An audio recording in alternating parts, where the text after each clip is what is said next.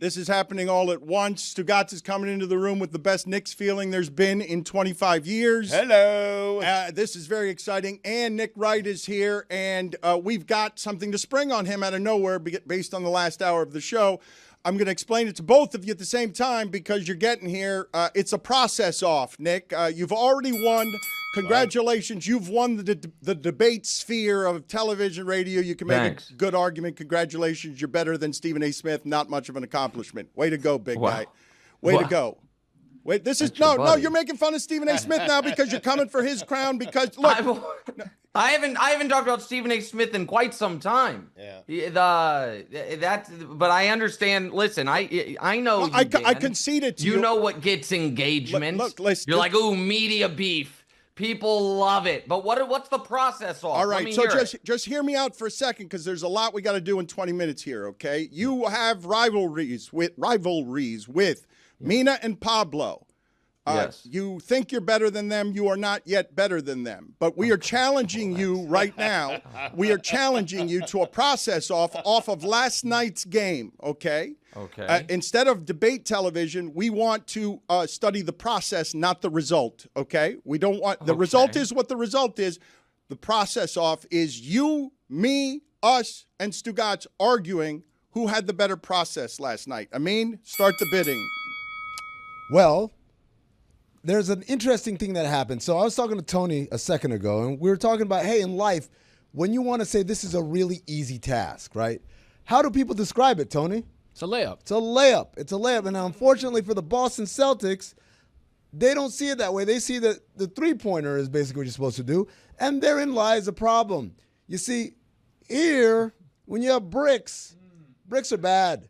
Not good.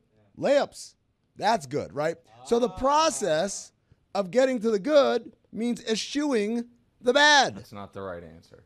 Hold on. I'm not done yet. So, specifically, what ends up happening is any good process has to be cognizant of the context in which it exists.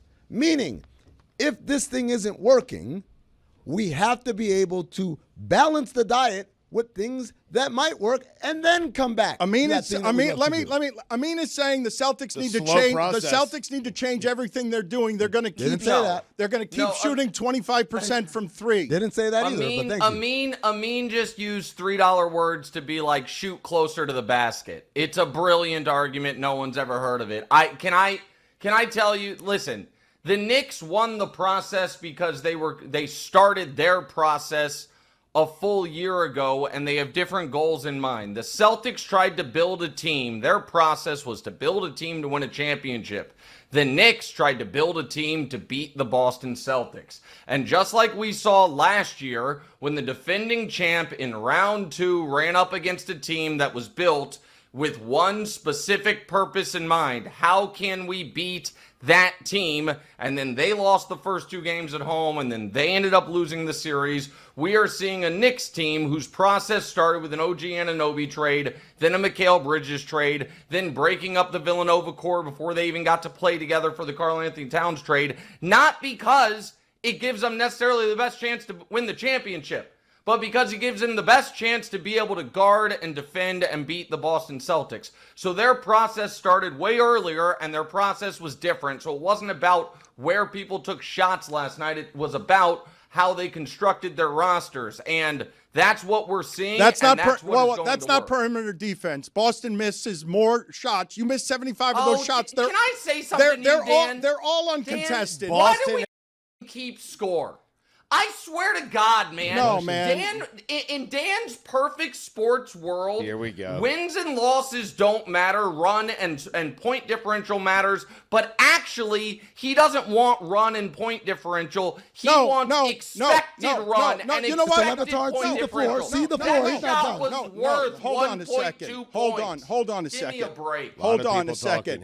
Okay, yes, you've got a lot of... Look, man, this is simple, Nick. 6+ feet away last night. Listen to me. A defender 6+ feet away. Al Horford, 0 for 8. Derek White, 5 for 15. Peyton Pritchard, 3 for 10. Jason Tatum, 0 for 2. They're a good shooting team. They're not going to keep shooting 25% on uncontested threes. Well, luckily for the New York Knicks, the games that played count.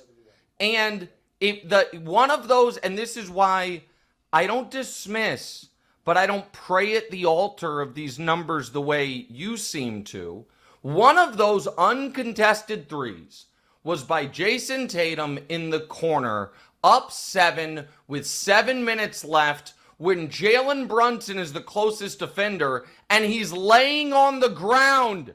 And Tatum's like, well, 3's worth more than 2. I'm going to shoot this, as opposed to going to the hoop. That's bad basketball. So that part of Amin's argument was correct. My argument was just the more all-encompassing one. Your argument is it should be about what the score should have been rather than what it actually was.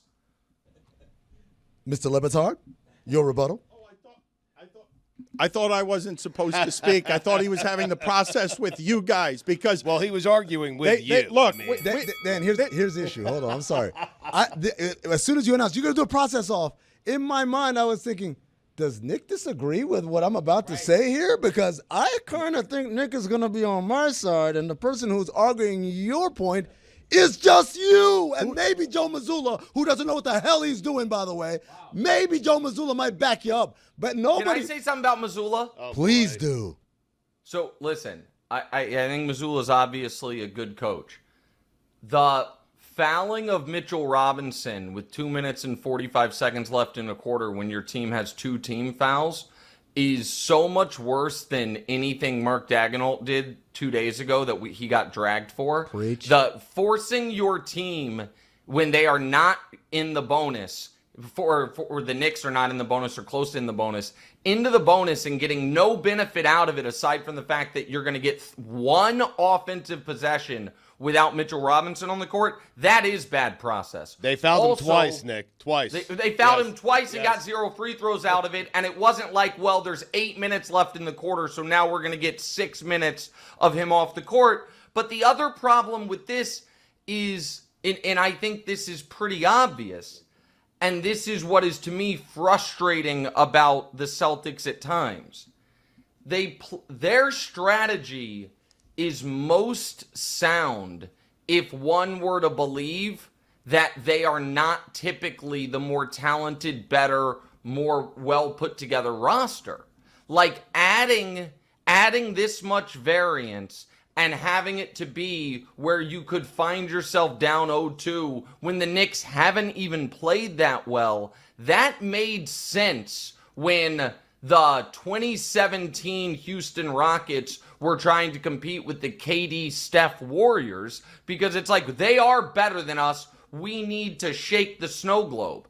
That shouldn't be how the Celtics feel, and that part is odd to me.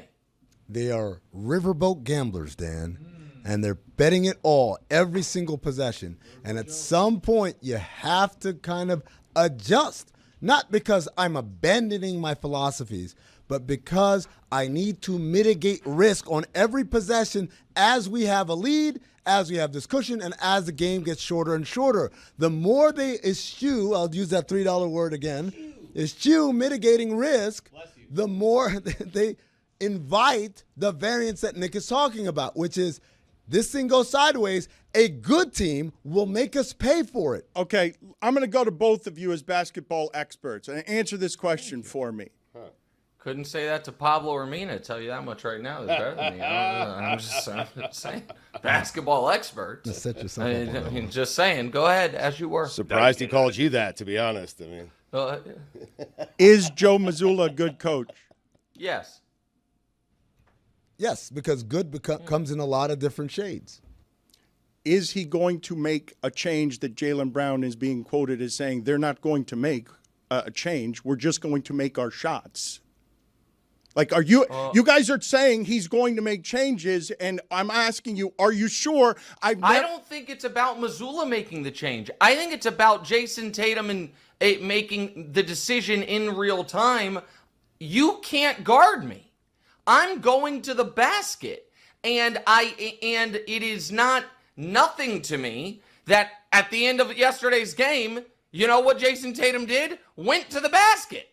And now one worked, one didn't. And so I don't think I disagree with you, Dan, as much as maybe it seems that I do, in that I do understand the idea behind the math being so overwhelming that in the long run, this is a sound strategy. But it is, Amin said riverboat gambler, and you guys know I am, I don't know, a semi-professional poker player. I play a lot of poker for real stakes. How much on riverboats? And there are different. Answer his question. How much on riverboats? Well, riverboats, Kansas City, Missouri, when I was growing up, you could only gamble on. Can I tell a quick story? I'll tell it anyway. Please. Yeah, please. They made a law. They were like, hey, we need people to traverse the gorgeous Missouri River. So we need to make gambling legal on the river. So you would go on these riverboat cruises and you could gamble. And then they were like, that river's kind of dangerous. So the boat probably shouldn't have to leave the dock. And they're like, okay, but still you can only gamble on the boat. And then they were like, well, you know what? Since the boat doesn't leave the dock, what if we built giant hotels and then dredged the river to where one little tiny droplet of water touched the hotel? Can we call that a riverboat? And they were like, yes. And because of that, Kansas City's got 6 casinos. And because of that, I'm me. But that's not so yes, I've gambled on a riverboat. But when you are playing high leverage poker, the math is the same hand one to when you're at the final table. But your risk tolerance changes greatly if you're smart. And if you recognize, okay, in this spot, I can get all my chips in, and I'm a 60-40 favorite. That actually is something you don't want to do if you believe you're the best player at the table. You can say, I will find a better spot. Yes, in the long run, this is profitable. But here in this moment, I'm going to fold because I actually don't want to give you, the inferior player, a 40% chance of beating me. And that's where the Celtics allowing, I think, an inferior Knicks team to play the variance game is a mistake. It might not be a mistake if they were in the finals against Oklahoma City. If they're like, they're better than us, so we need to add this. They shouldn't need that en route to the finals. We've never seen a team miss this many threes in 2 games, and there's a randomness approaching in basketball that's going to change some of these gulfs between talent. If you're coached poorly, if you don't make the changes, it is a C-shift time in the NBA, players and play. And we're right now watching with Boston and New York that Boston is saying, we've gotten better at this surgical thing. Barkley feared that this is what the Warriors would be. Out on the perimeter, just shoot 53s and the game's going to be ruined. That team's here. It won the championship. And what I'm saying to you guys is, if that team believes in what it is, not Tatum. Tatum doesn't have a moment as big as Brunson's last one in Detroit. Tatum doesn't have a moment yet, and this team is built for him to never need it because they've surgically made a 7-3 guy that can play 40 feet away from the basket, and when he's healthy and they take their threes, they're going to club just about everyone except now Oklahoma City. They're not going to change the way they play. This is how they play. This is getting way too intense. I'm just thinking about processed meat. That's all I can think of as you guys talk about the process. Same. Nick, what's the first thing you think of when I say processed meat? Yeah. What's your favorite? Oh, I don't know. Probably like sandwich ham, like deli meat. Is that what you're talking about? Yeah. If you No, say we can get that. processed- Maybe a Hot Pocket. Oh, you're talking about that? Just Oh, anything I don't know. processed. Could be anything. I mean, there's a lot of good processed meat. You trust it. This is where I'm not good on this show because I'm not whimsically funny like you. Pablo would be. Mina would not answer this question. That's true. Can I also tell you something just before, you'll know this. What is it? Is it the transitive property that if A is greater than B and B is greater than C, then A is greater than C? Yes. Is that transitive property? Yes, it is. Okay. By Dan's transitive property, that he said, I'm better than Stephen A. Smith, but Pablo Torre is better than me. Therefore, by that property, Pablo Torre is better than Stephen A. Smith, and maybe this will help maybe quell whatever potential feud that Dan's trying to stoke between me and Stephen A., I am here to say Pablo Torre is not better than Stephen A. Smith. Yeah. Flatly. Agreed. I'll take that to the bank. No. Agreed. Flatly. No. Yeah. Flatly. No. What I bank don't are you know. bringing that to? No. I mean, what better at what? It's At just- sitting it's- next to C-list celebrities at Knicks games? Maybe. No, he's better. no, it's credible journalist stuff, Nick. It's the thing that you will never have. It's no, you know this. You know this. Credible journalists have been looking down at you your entire career. You know this. And Yeah. You know what? I agree. And then, they have been publicly looking down at me and privately envious. And so, yeah, I agree. You're right. Who's more likely to win a Peabody? Pablo. Who's more likely to not give a about it? The other people involved in the conversation. I mean, who wants to be a credible journalist? Honestly, I mean, in this day and age. So I mean, I do think I think there is a big gulf. I think there's real value in, I don't think anybody wants people to think they make things up or that they are a charlatan, right? But nobody, in the people involved in this conversation, nobody thinks that.